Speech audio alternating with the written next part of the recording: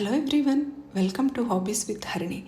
C vitamin ఎక్కువగా ఉండే నిమ్మకాయ అలాగే మామిడల్లం పచ్చిమిర్చితో పచ్చడి ట్రై చేద్దామా?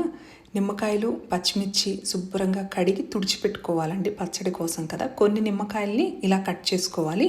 ఒక సగం నిమ్మకాయలనేమో జ్యూస్ తీసుకోవాలి. ఇలా కట్ చేసుకున్న నిమ్మకాయ ముక్కల్ని ఒక బౌల్లో వేసుకుని మామిడల్లాన్ని కూడా శుభ్రంగా కడిగి చిన్న ముక్కల కింద కట్ చేసుకోండి. టేస్ట్ బాగుంటుంది మామిడల్లం అయితే కనుక. పచ్చిమిర్చికి మధ్యలో ఘాటు పెట్టుకోండి. మరీ పెద్దగా ఉంటే సగానికి కట్ చేసుకున్నాక ఇందులోకి పసుపు ఉప్పు వేసి నిమ్మకాయ ముక్కల్ని ముందు ఇలా క్రష్ చేయాలి. తర్వాత తీసుకున్న నిమ్మరసము, ఆవపిండి, మెంతిపిండి, కారము అన్నీ వేసి బాగా మిక్స్ చేసుకున్నాక ఊట చెక్ చేసుకోండి. తక్కువగా ఉంటే ఇంకొంచెం నిమ్మరసం మిక్స్ చేసుకోండి. మామిడల్లము పచ్చిమిర్చి ముక్కలు కూడా వేసి అన్నీ కలిపి రూమ్ టెంపరేచర్లో 2-3 రోజులు కనుక ఊరనిస్తే మన నిమ్మకాయ పచ్చడి రెడీ అండి. వీడియో నచ్చినట్లయితే లైక్ చేయండి, షేర్ చేయండి, సబ్స్క్రైబ్ చేసుకోండి. Thank you.